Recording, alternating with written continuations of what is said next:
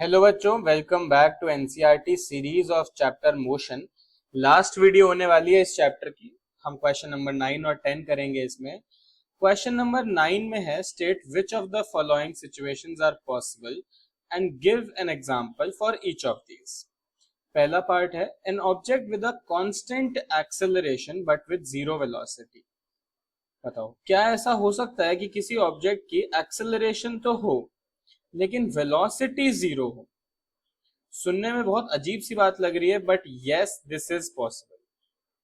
और भले ही एक सेकंड के लिए हो, एक मोमेंट के लिए हो, कभी तो हो सकता है ना। मान लो अगर एक ऑब्जेक्ट शुरू ही हो रहा है मूव होना, अभी टाइम जीरो पे उसके वेलोसिटी जो है वो तो हम कहेंगे कुछ नहीं है, जीरो है, लेकिन कुछ एक्सेलरेशन तो उस पर एक्ट कर रही है। हो सकता है आपको ये सुनने में अजीब लगे, तो ऐसे सोचो। अगर मान लो एक बॉल को मैं ड्रॉप कर रहा हूं, ये मेरी बॉल है और इसको मैं नीचे ड्रॉप करने वाला हूं, तो अभी इसकी वेलोसिटी कितनी मानेंगे हम, जीरो। लेकिन एक्सेलरेशन तो इस पे नीचे की तरफ कुछ लग रही है ना, ग्रेविटी की वजह से। हमने भी पिछले क्वेश्चंस में की भी थी, 10 मीटर पर सेकंड स्क्वायर हम मानते हैं। तो यानी कि ऐसा पॉसिबल है कि वेलोसिटी जीरो हो और तब भी एक्सेलरेशन लग रही हो, लेकिन सिर्फ एक छोटे से मोमेंट के लिए। ठीक है ना। लेकिन क्वेश्चन में तो बस पूछा है क्या पॉसिबल है या नहीं है, तो बिल्कुल पॉसिबल है। और एग्जांपल क्या हो गया कि when we drop a ball from some height in the first instant, yeah, at t is equals to 0, it has velocity equals 0 but it has some acceleration due to gravity. ठीक है। b part, an object moving with an acceleration but with uniform speed. wow, देखो क्या कह रहे हैं कि भाई acceleration तो किसी ऑब्जेक्ट की है लेकिन उसकी स्पीड भी यूनिफॉर्म है। बड़ी अजीब सी बात है। एक्सेलरेशन का तो मतलब ये होता है ना कि आप एक्सेलरेशन दे रहे हो तो स्पीड बढ़ रही है। तो क्या ऐसा हो सकता है? बिल्कुल हो सकता है। क्योंकि हम अगर टेक्निकली बात करें ना, तो एक्सेलरेशन होता है rate of change of velocity. यानी अगर वेलोसिटी जरा सी भी चेंज हो रही है तो हम कहेंगे कि कुछ ना कुछ एक्सेलरेशन होती है। तो अब एक एग्जांपल देके आपको मैं बात समझाता हूं। मान लो ऐसे आप जॉगिंग कर रहे हो एक सर्कुलर ट्रैक पे, और आपकी ना फिक्स स्पीड है, मान लो 20 किलोमीटर पर आवर। एक फिक्स स्पीड से आप जॉगिंग कर रहे हो, तो क्या हम आपकी यूनिफॉर्म स्पीड कहेंगे? क्या आप यूनिफॉर्म स्पीड में हो? बिल्कुल हो। क्या आप यूनिफॉर्म वेलोसिटी में हो? आप यूनिफॉर्म वेलोसिटी में नहीं हो। क्योंकि आपकी क्या हो रही है, जब आप इस सर्कुलर ट्रैक पे भाग रहे हो, आपकी जो डायरेक्शन है, आपकी डायरेक्शन कॉन्स्टेंटली क्या हो रही है, चेंज हो रही है। डायरेक्शन क्या हो रही है, कॉन्स्टेंटली चेंज हो रही है। और अगर आपकी डायरेक्शन चेंज हो रही है तो हम कहेंगे आपकी वेलोसिटी भी चेंज हो रही है। वेलोसिटी क्या होता है?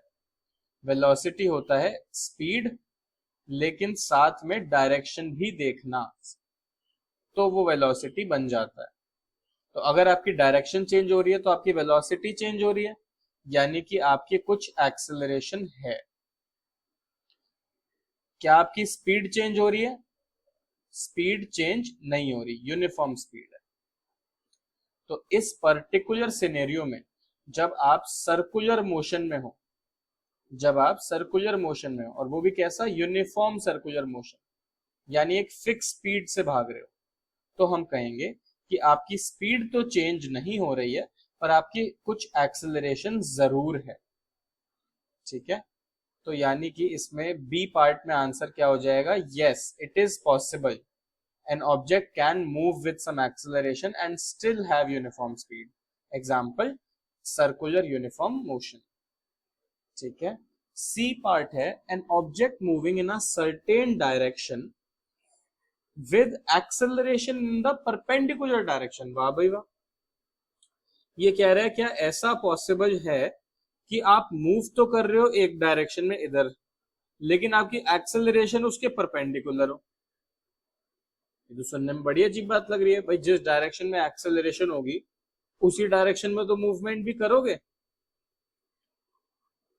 थर्ड वाला भी पॉसिबल है।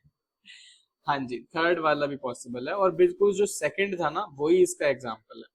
अगर सेकंड वाले में मैं आपको सच बात बताऊं, आप मूव कर रहे हो किसी एक इंस्टेंट पे, फॉर एग्जांपल इस डायरेक्शन में, ठीक है ना, तो अगर मैं यहाँ स्ट्रेट लाइन बनाऊं तो आपकी डायरेक्शन एक्चुअली है क्या, ये आपकी डायरेक्शन है, उस इंस्टेंट आप इस डायरेक्शन में मूव कर रहे हो, और आपकी एक्सिलरेशन की डायरेक्शन सर्कुलर मोशन में हमेशा पता है क्या ली जाती है, perpendicular to the direction of motion, यानी आपकी एक्सेलरेशन है अंदर की तरफ और आपका मोशन है ऐसे बाहर की तरफ। तो ये इन दोनों के बीच में बन गया 90 डिग्री, और तभी क्या होता है, आप टर्न लेके मुड़ जाते हो। तो yes, it is possible that an object moving in a certain direction has acceleration in perpendicular direction। और ये कब पॉसिबल होता है, ये पॉसिबल होता है सर्कुलर मोशन के दौरान। बात समझ में आ गई? अगर इसमें आपको क्वेश्चन में डाउट है ना, यानी कि आपको चैप्टर के कॉन्सेप्ट्स थोड़े से भी कच्चे रह गए हैं, तो आप मुझे कमेंट सेक्शन में बताना, इसको मैं डिटेल में अच्छे से एक्सप्लेन करूंगा। ठीक है, चलो क्वेश्चन नंबर 10 पे चलते हैं, last question of NCERT of this chapter. An artificial satellite is moving in a circular orbit of radius 42250 kilometre. यानी कि सर्कुलर मोशन का ही क्वेश्चन है। एक सैटेलाइट जो है वो मूव कर रही है, और रेडियस कितना रख रखा है उसने मूवमेंट का, 42250 किलोमीटर, काफी बड़ा रेडियस है। Speed, calculate its speed if it takes 24 hours to revolve around the earth. यानी कि एक चक्कर में ये टाइम लेती है 24 आवर्स का, एक चक्कर में ये टाइम लेती है 24 आवर्स का। तो आपको बताना है इसकी स्पीड कितनी होगी। तो बहुत ही सिंपल क्वेश्चन है, देखो बहुत ही सिंपल क्वेश्चन। स्पीड का फॉर्मूला क्या होता है, डिस्टेंस अपॉन टाइम, तो बिल्कुल उसी तरीके से होगा। टाइम तो हमें पता है कितना है, 24 आवर्स। डिस्टेंस कितना है जरा सोचो, अगर रेडियस आपको दे रखा है तो टोटल डिस्टेंस होगा सरकमफ्रेंस, यानी कि 2 पाई आर, तो वही वैल्यू डाल दो।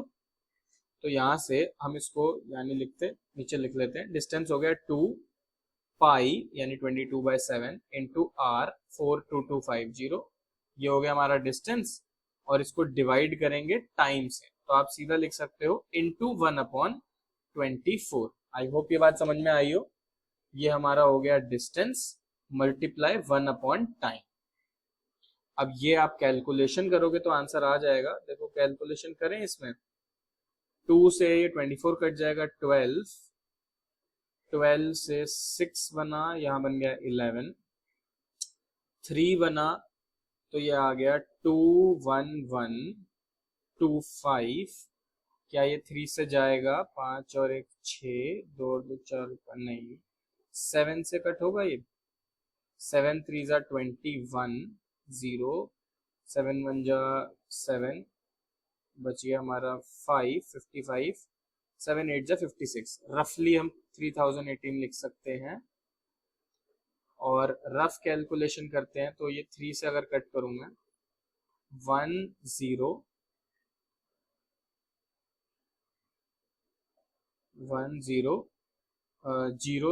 आ गया। ठीक है, तो 1006 इंटू 11 करेंगे तो क्या आ जाएगा हमारा, 1006 यानी कि यहाँ पर चला 66011, तो रफ वैल्यू आ जाएगी 11066 किलोमीटर पर आवर। ये कुछ रफली कैलकुलेशन से आ जाएगा आंसर, बाकी आप एग्जैक्ट भी निकाल सकते हो, फिर आपको डिवीजन करना पड़ेगा। ठीक है, तो ये थी हमारी सारी मोशन की एक्सरसाइजेस। मैंने आपको इसमें सारे एग्जाम्पल कराए, इन टेक्स्ट कराए, बैक एक्सरसाइज कराई, और शुरू में हमने सारे कॉन्सेप्ट्स भी समझ लिए। अगर आपको अभी भी कोई इसमें डाउट होता है तो आप कमेंट्स में लिख सकते हो। अगर आपको स्पेशल क्वेश्चंस की वर्कशीट चाहिए या आपको एग्जाम्पलर के सवाल चाहिए तो आप मेरे नंबर पे मैसेज कर सकते हो। ठीक है, नंबर आपको इस वीडियो के डिस्क्रिप्शन में मिल जाएगा। चलो, अगले चैप्टर के साथ मिलते हैं, forces and laws of motion. तब तक bye bye, all the best, good luck बच्चों।